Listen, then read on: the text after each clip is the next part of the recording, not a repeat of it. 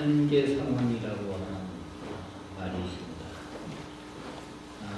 한계 상황이라고 하는 것은 철학자들이 만들어낸 용어 중에 하나입니다. 잘 알듯이 견디기 어려운, 가장 어려운 극한 상황 속에 처하여 있는 그런 상황에 대해서 한계 상황이다, 이렇게 말을 하는 겁니다. 한마디로 말하면 죽을 만큼 힘든 상황이다, 그렇게 말을 할 수가 있습니다. 사람이 살다 보면 정말로 어렵고 힘든 상황이 있습니다. 난관에 처할 때가 있고, 더 이상 어떻게 할까 하는 그런 상황들이 있습니다. 그때 우리가 한 가지를 선택을 합니다. 그리고 결정을 합니다. 이제는 어떻게 해야 될까? 그래서 부정적으로 생각하는 사람들은, 부정적인 선택을 하는 사람들은 스스로 목숨을 끊기도 하고 생을 마감합니다. 그러나 긍정적으로 선택하고 결단을 내리는 사람은 그 가운데서도 새로운 돌파구를 찾고 그리고 희망을 갖습니다. 특히 우리 신앙인들은, 그리스도인들은 이 한계 상황 속에서 하나님을 바라보게 됩니다. 그리고 하나님 앞에 기도합니다. 하나님 도와주세요. 하나님 도와주세요. 그래서 결국은 역전되는 체험을 하게 됩니다. 하나님의 은혜로, 하나님의 도우심으로, 하나님의 함께 하심으로 결국은 승리자가 되는 겁니다. 왜 하나님께서 우리 인간에게 고난과 고통을 주십니까? 왜 그렇습니까? 아무리 생각해도 이해할 수가 없습니다. 그러나 그러한 고난과 고통 역시 하나님의 아름다운 계획 속에서 하나님의 계획이 그대로 존재한다라고 하는 생각을 우리가 하게 되는 겁니다. 어떤 소녀가 은을 가공하는 기술자에게 찾아갔습니다. 이 기술자는 은의 원료를 도가니 속에 넣습니다. 그리고 불을 켭니다. 불이 점점 뜨거워지자 은이 닳아서 녹게 됩니다. 그런데도 이 은을 만든 기술자는 도가니를 계속 바라보면서 사람이 오매도 거들떠보지도 않냐고 계속 도가니 속을 바라보고 있습니다. 묻습니다. 왜 그렇게 은을 계속해서 쳐다보고 계십니까? 기술자가 말합니다. 내 얼굴을 쳐다보는 것입니다. 녹은 은이 순도가 높아지면서 내 얼굴이 비춰지게 되면은 이제 더 이상 불을 피울 이유가 없습니다. 칼 버너라고 하는 사람이 고난의 문제를 다루는데 그 글에 나오는 내용입니다. 하나님께서는 하나님의 자녀들이 점점 순결해지고 깨끗해지도록 하기 위해서 때로 그 자녀들에게 고난의 도가니로 몰아놓을 수가 있다라고 하는 것입니다. 그러나 그럼에도 불구하고 그 고난의 도가니에서 하나님께서는 절대로 한눈 팔지 아니하시고 그 자녀들을 향해서 사랑의 눈길을 펴신다라고 하는 사실입니다. 우리가 고난당할 때 하나님이 숨으신 것이 아닙니다. 하나님이 안이 계신 것도 아닙니다. 하나님 우리를 뚫어지게 쳐다보시면서 혹이라도 우리가 다칠까 봐 아픈 심정을 부여잡고 우리를 바라보고 계시는 겁니다. 여러분, 오늘 우리가 본문 스바냐서를 읽었습니다. 이 스바냐서는 여호와께서 숨으신다 또는 여호와께서 자신을 감추신다 라고 하는 그런 뜻을 가지고 있습니다. 스바냐의 주제는 우리를 둘러싸고 있는 역사가 아무리 어둡다고 해도 하나님이 여전히 역사를 통치하고 계신다 라고 하는 것이 스바냐서에 흐르는 하나님이 우리에게 주시는 의미가 되는 것입니다. 본문에서 우리는 남은 자를 구원하심으로 보이시는 하나님을 통해서 과연 하나님께서 역사의 주관자가 되심을 발견할 수가 있는 겁니다. 남은 자를 향한 하나님의 위대한 구원의 메시지를 우리가 발견하게 된다라고 하는 것입니다. 여러분, 스바냐서를 전부 읽어보면은 전반부에는 굉장히 어두운 분위기로 흐릅니다. 왜냐하면 하나님의 심판의 문제를 다루고 있기 때문에 그렇습니다. 그러나 본문이 있는 후반부는 그렇지가 않습니다. 본문은 희망의 메시지입니다. 남은 자들, 그들은 역사의 그루터기고 희망의 그루터기라고 말씀을 하고 있는 것입니다. 하나님께서는 이 남은 자들을 붙드셔서 그들을 통해서 어두운 시대를 일깨우면서 하나님의 위대한 역사를 이 어두운 세상에서 펼쳐나가신다라고 하는 사실을 우리에게 말씀해주고 있는 것입니다. 이 남은 자들 속에 들어가는 축복, 이것이 바로 스바냐서의 중요한 메시지가 되는 것입니다. 오늘 본문에서는 남은 자의 자격에 대해서 말씀하고 있습니다. 누가 남은 자이냐? 남은 자의 의미가 무엇이냐라고 하는 겁니다. 첫째는 여호와의 이름을 부르는 자가 됐습니다. 오늘 본문 9절 말씀을 보시길 바랍니다. 우리 같이 한번 읽습니다. 그때 내가 여러 백성의 입술을 깨끗하게 하여 그들이 다 여호와의 이름을 부르며 한 가지로 나를 숨기게 하리니. 부른다, 이 부른다라고 하는 말은 그냥 입술로만 건성으로 여호와 하나님을 부른다라고 하는 것이 아닙니다. 우리의 마음 진심을 다해서 하나님은 나의 하나님이시고 하나님은 나의 아버지이시고 하나님은 나의 여호와가 되십니다. 그 부름을 말씀하고 있는 겁니다. 하나님 아버지, 우리가 하나님을 찾을 때 하나님 아버지 그냥 무의식적으로 하나님 아버지를 찾는 것이 아니라 나의 진심을 다해서 하나님 아버지, 하나님은 나의 아버지가 되십니다. 그렇게 불러야 한다라고 하는 것입니다. 여러분, 하나님을 나의 여호와로 부를 수 있는 그 사람이 바로 남은 자들 속에 들어갈 수 있다라고 오늘 본문이 우리에게 말씀을 하고 있는 겁니다. 바로 이 남은 자의 개념으로부터 그리스도인의 개념이 나오게 된 겁니다.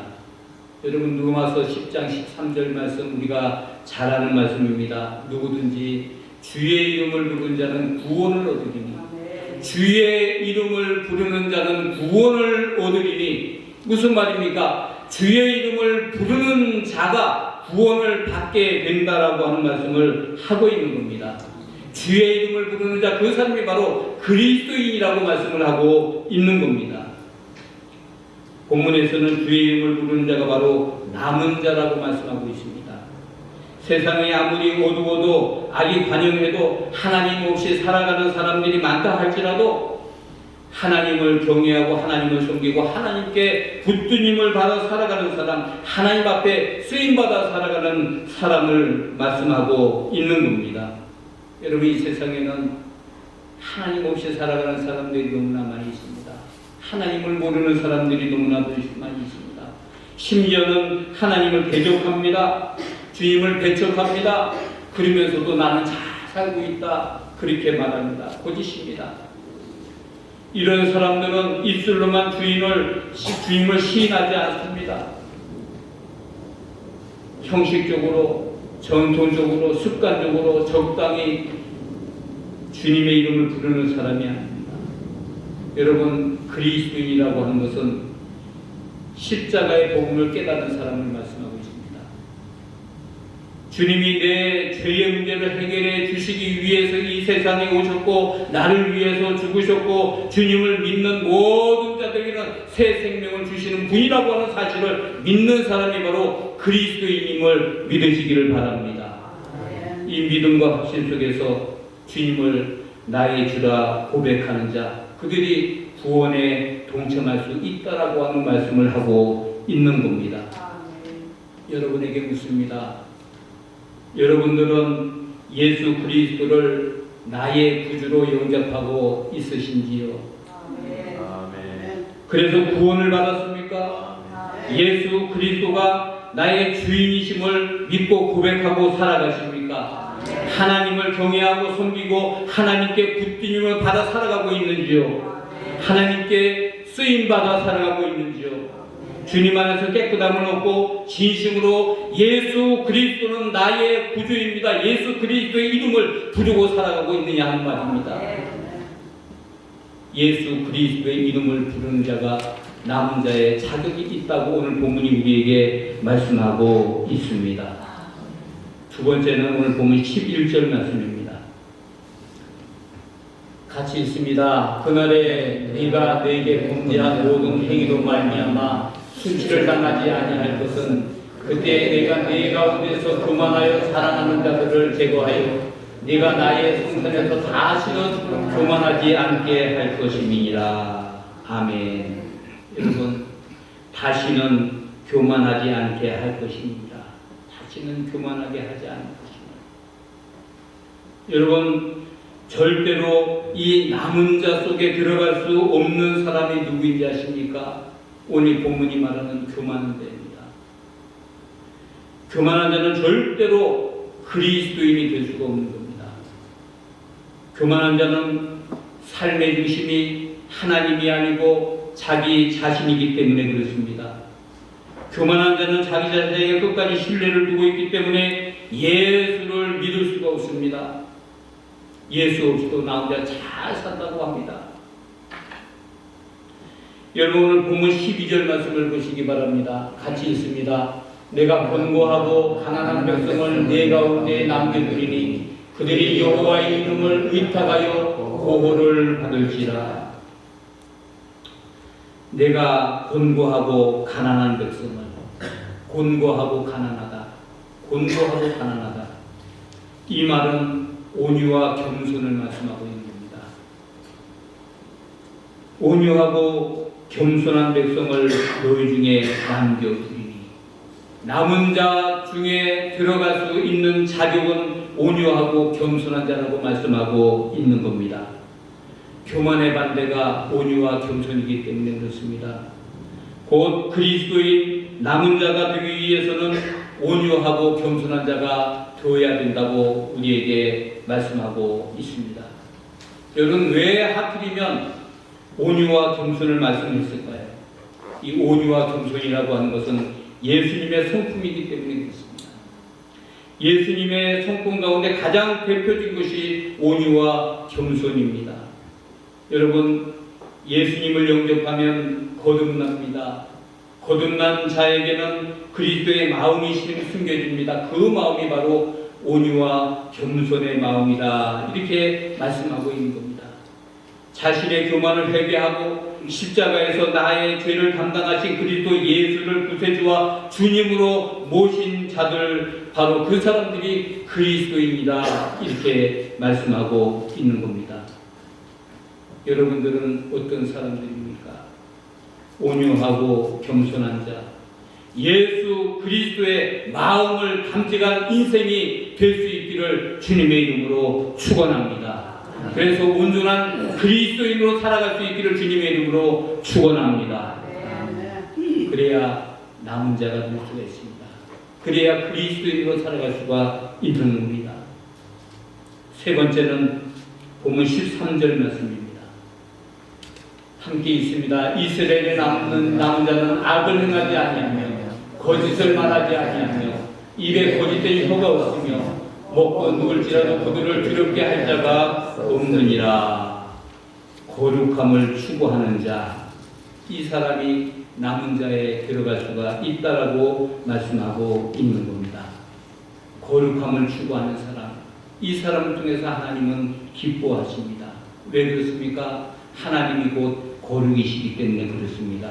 그 거룩하신 하나님과 교제하기 위해서는 우리 역시 거룩해져야 한다라고 하는 말씀입니다. 예수를 영접한 이후에 나를 구원하신 그리스도를 닮아가기를 힘쓰는 것이 그리스도인의 삶이어야 된다라고 하는 겁니다. 예수 믿기 이전의 나와 예수 믿은 이후의 나의 삶이 변화를 받아서 거룩함을 추구하는 삶으로 바뀌어야 된다라고 하는 말씀입니다. 여러분, 예수 믿은 이후에 그리스도를 닮아가기 위해서 어떤 노력을 하셨는지요? 이전에 술을 많이 마셨는데 예수 믿은 이후에 술을 끊었다. 잘하셨습니다. 거룩함을 추구하는 삶입니다. 거룩한 자의 삶을 살아가는 사람이 되는 겁니다. 악한 행실을 했는데 이제는 그 악의 모습을 버리고 살아갑니다. 아멘입니다. 할렐루야입니다. 거짓이 아니라 정직과 진실을 말하는 자가 되었습니다. 할렐루야. 참말을 하게 되었습니다. 참 행동을 하게 되었습니다. 하나님이 기뻐하는 사람으로 변화되어가는 삶입니다. 그런 변화가 오늘 우리에게 있어야 된다고 하는 말입니다. 그렇다면 남은 자의 특권은 무엇인가? 참 그리스도인이 된 사람이 누릴 특권이 무엇인가? 첫째로 하나님을 찬양할 수 있는 특권을 주신다고 말씀하고 있습니다. 오늘 보면 14절 말씀을 보시기 바랍니다. 함께 있습니다. 시온에 따라 노래할지어다. 이스라엘아 기쁘게 부를지어다. 예루살렘 따라 진전심으로 기뻐하며 즐거워할지어다. 할렐루야. 하나님을 찬양하는 자, 하나님을 기뻐하고 즐거워하는 자, 그들이 남은 자의 특권을 누리는 자라고 말씀하고 있는 겁니다. 왜 남은 자들이 기뻐합니까? 왜 그리스도인들이 기뻐합니까? 왜 남은 자들이 하나님을 찬양합니까? 왜 그리스도인들이 하나님을 찬양합니까? 구속의 체험이 있기 때문에 그렇습니다. 하나님의 은혜로 구원받은 놀라운 체험이 있기에 할렐루야 기뻐하고 즐거워한 겁니다. 즐거워하고 기뻐하지 않으면 살아갈 수가 없어요. 왜 그렇습니까? 내가 구원받은 하나님의 자녀가 되었기 때문에 그렇습니다. 그래서 하나님을 찬양하는 겁니다. 기뻐하면서 찬양하기를 바랍니다. 즐거워하면서 찬양하기를 바랍니다. 오늘 보면 15절을 보니까 여호와가 너의 흉보를 제하였고 그랬어요. 여호와가 너희의 죄악을 흉보를 제하였고 용서해 주셨다고 하는 말입니다. 깨끗하게 씻으셨다는 말입니다. 심판받을 자, 멸망할 자, 지옥을 피할 수 없었던 그런 자에게 나에게 말씀하십니다.